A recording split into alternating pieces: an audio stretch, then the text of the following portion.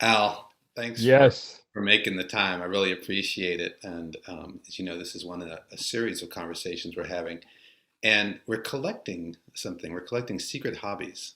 So I'm wondering if you might share with us something that you like doing, absolutely love doing outside of work that your colleagues might not suspect. Well, it won't be secret anymore if I tell you.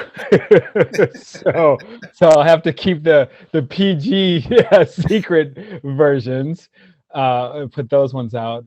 One thing that I've come to really enjoy, and this happened before, of course, shelter in place, but part of my role as head of philanthropy for the Western region means that I have work that's happening all over the Western United States. So there were a number of cities that I would touch down in and spend some time in that I just didn't know. So for example, I hadn't spent a lot of time in Seattle or been to Denver, other places. And I found that a way that I get to know the city is go for a run in the Mm. morning before the city wakes up, and it gives me a chance just to kind of explore it on my own and see, in Seattle it was running the waterfront. In Denver it was in the downtown area, and LA I've loved going to and just running through downtown, down Figueroa towards SC. But all of these things give me a different view Mm. of the city that I would have never gotten before, or if I was just going from meeting to meeting, it lets me explore on my own. So that's something I've really found I've been enjoying lately. Well, and I know that you're a lover of cities and of regions. I've known you since your time in graduate school Yep. and how much care you've had about the fate of places. So it's Mm-hmm. really exciting to see you in this role, being able to think about multiple places and regional scale. And in the midst of the year we've had, right? Mm-hmm. How does your organization deal with this kind of stark need to address racial inequities in our communities? What is this moment that's kind of continued, revealed about how you need to do business? I love that you said do business, because even though I sit in philanthropy and in corporate responsibility, I'm part of a corporation that is a worldwide massive corporation. And so we think about what can the full effects of the firm be? What are all the tools and resources that we can bring forward in this moment to address racial equity? And so what that looks like is not only us using our philanthropy as we think about some of those areas, but it's also enabling more of our employee engagement and volunteerism. But then going even beyond that, it's looking at how are we um, thinking through our lending structure, our financial services. What are we doing around being able to bring more home ownership possibilities to our communities? Small business for Black and Brown communities. And so all of that is much larger than what we do with our small piece of philanthropy. And so you may have seen recently that we made a $30 billion commitment over the next 3 to 5 years around spending in Black and Latinx communities, because we recognize that to build an inclusive economy, to meet this racial equity moment, we need to do more than just what philanthropy can do from a corporate responsibility or from a corporate space. And when you arrived, was that a conversation that was rampant or nascent, or how did that actually evolve into that kind of holistic approach? It's been a conversation that I think was happening in many different corners of the work, but this year, this racial global reckoning, the fact that we needed to focus on the inequities that were happening in our communities, violence against Black men and our communities, the fact that we were seeing very low home ownership rates, very low lending opportunities in some of our target regions and markets. That all came to a head in 2020. And the visibility of that issue became one that became widespread across both the public consciousness, but also the corporate consciousness. And I think that accelerated our move to be able to take the leadership moment to step in to the space. So I don't at all want to say that we weren't thinking about it before this year, but this year definitely gave us the immediacy and urgency that we hadn't seen in previous years. Does it feel like that's widespread in the corporate philanthropy sector? Is that in your walkabout, or is there work to be done to really not just to make sure that message is received, but to sustain it, so we don't actually retreat to previous practice?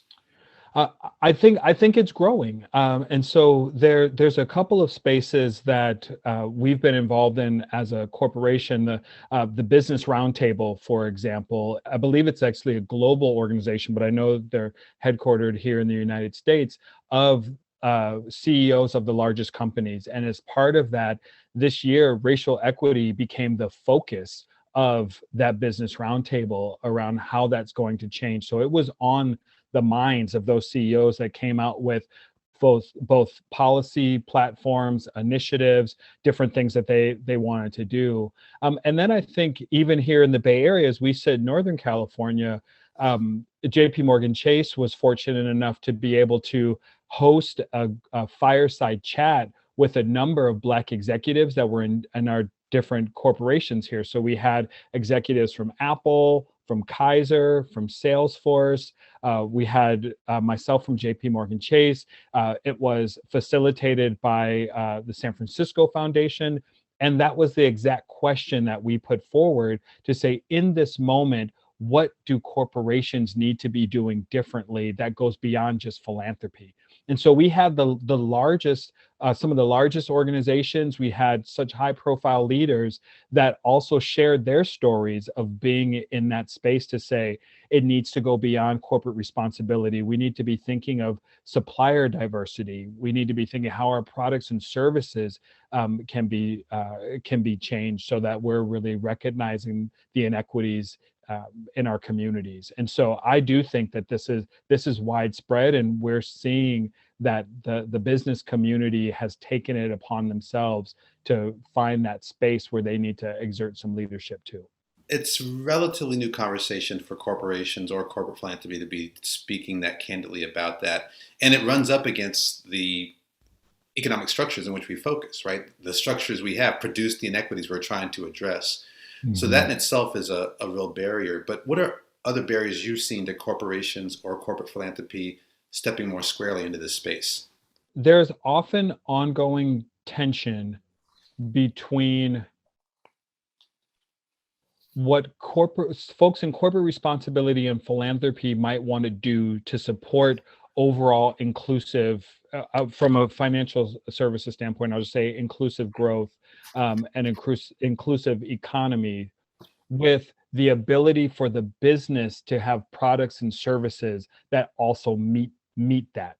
And so examples, and this is where we have said as a corporation we need to do better. I talked earlier about our lending practices, and as we think about home ownership and mortgage lending, we have recognized where we haven't gone as far as we know that we can around making sure that we are including communities of color, that we are lending more heavily in Black and Latinx communities. And it could be because we didn't have the right product that fit, or we didn't have, there were some guidelines or barriers that we could take another look at and see maybe that isn't the right fit in that community. So let's look to change that. And I think we had the courage to do that, and not only because of our just altruistic, like we need to do more. We also got feedback again from community. We got feedback from advocates that were telling us that the products you have aren't working, the results you have aren't working, and so work to do something differently. And that's where I say, and then we had the courage to say yes, let's do it. And we had the leaders in place. I'll give credit to our CEO Jamie Dimon, who said, go back and figure something out. This isn't good enough. Let's do it again. Let's find what can work, and let's make a large investment to show that we're serious about this. What would wild success look like for you? As you've been there now for 2.5, 3 years? It may feel that way, but it's not even 2 years yet. So a little over a year and a half. Okay, so triple that out, 5 years in. What would wild success look like for you in terms of what you've been able to help influence in the work of JP Mhm. Morgan Chase? I would love to see our spending portfolio, percentage wise, be moved from um, so mostly right now supporting so many white-led organizations, to seeing how could we build up a platform and a different sense of the way we do our work that brings in more leaders of color, that builds the sustainability of their work and their organizations. We've been able to do some of that, but what we're finding too is that some of our larger groups that we work with aren't necessarily yet led by people of color. And so the funding, that's the larger investments that we make, aren't yet going enough to leaders of color there. So that impact is not yet as equitable in the funding as it could be. And so to be able to see that change and that migration, to open that up and build more leaders, I think could be could be huge. And if we can look back in 5 years and say that we were able to move that, I think not only would our firm be excited about those opportunities, but then as we look across philanthropy as a whole, hoping that that narrative of where philanthropic dollars are going and supporting that has also changed. I think if we could do that in 5 years, that would be great. What have you learned about yourself and your own journey in this part of your Mm. career? I ask you that question. I'm struck by a conversation we had at a bar in Cambridge, and just the fire you had about racial justice and the need for it to be achieved. And I still sense that, but I sense something else. And I'm just wondering where in your journey are you now?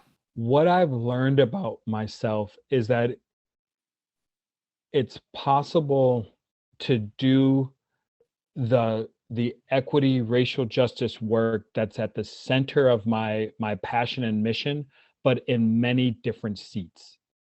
And when I talked with you back then, I remember I had that bright-eyed grad school. I was working in a middle school in Roxbury at the time, and I was doing, I think I was doing after school programs, and I was seeing these young people that had so much just such beautiful young people, but there were so many things that they were struggling with. And I remember feeling that it was, I could only do that work if I was in the community at the school with these young people day in and day out, and that was the way that I was going to make a difference in the lives of these communities.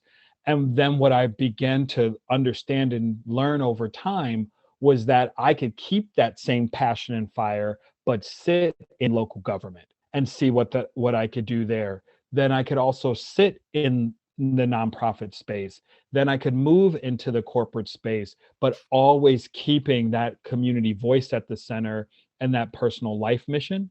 That has been something that I've learned, that it takes all of us to be working together. Where in my younger years, I thought that it was only by working, one on one in the community with this young generation that was going to make the change. And this is part of what I feel like I think about that conversation a lot, because I actually think as black men we carry a lot of anger, and Yeah. we have to figure out how to navigate that in these realms. And I've just been really impressed. You could have stayed in that space or that spot your entire career, Yeah. and so deep props for that evolution. Thanks, man. Yeah. I mean, it a lot of it, and D, this part of my history, I mean, a lot of it is I grew up as a fighter, and fighting physically, mentally, emotionally, like all of that. And so, finding where my voice and my presence and my style is most effective at different stages, because back then that style allowed people to have a little bit of courage and comfort in the fact that I would fight for them. And if it came down to it, right, because we're, at that time I was, what, 23 years old, something like that, just still trying to figure it out myself. But that passion of always wanting folks to feel protected and have the courage and bravery around me because they knew that I wouldn't give up, right? It's a fight in a different way now. For the team you have now, and you mentioned it's a sizable team that you work with. Where are they at their edges? What are the things that you're finding you have to struggle through to be able to move this kind of blueprint for more equitable investment in communities? The fact that we sit in corporate responsibility often gives us the allure that everything can be solved pretty simply sometimes. That if we just do this, we could make large changes. If we just put more philanthropy here, or if we engage in with these groups, we could make significant change. And what then happens, and where we're at our edges, is then when that backs up against the business, when we then get the pushback to say, yes, corporate responsibility, yes, philanthropy, the commitments that you are making are right on, and they are right where we think things need to go for a more equitable and just society. But let's bring your firm along with this. Let's look at the decisions that they're making. Let's look at the opportunities that could be there. And those are moments where we'd like sometimes to see things move a little bit faster, or things move in a direction that sometimes may be of in tension with the tension with the firm, or it may not be part of the overall business objective or principles. And so it's finding that thread where both of those things can coexist, and we know that they can. And it's how do we grow that and our influence and corporate responsibility to be able to bring that information, bring that influence, and really hold ourselves accountable for that change. I think that that's a consistent dialogue that we're in with the firm. What you're saying too is that there's a way to have uh, capital markets actually see other kinds of benefits than raw profit as strategic and worthwhile, because otherwise you sit at odds of this notion. Capital by definition consumes community, and so you're trying to find ways to shift that conversation and narrative to be a different kind of definition. Really honored to spend the time talking with you, so thanks for this conversation. Oh man, do you know, I've just seen also, as you've talked about, seeing me grow and develop. I've also seen you grow and develop, and your leadership just continue to blossom and touch so many people and in so many different ways. And so I'm just glad that I get to be in fellowship and family with you, man, and all that we get to do together. So thank you, appreciate it. Of course.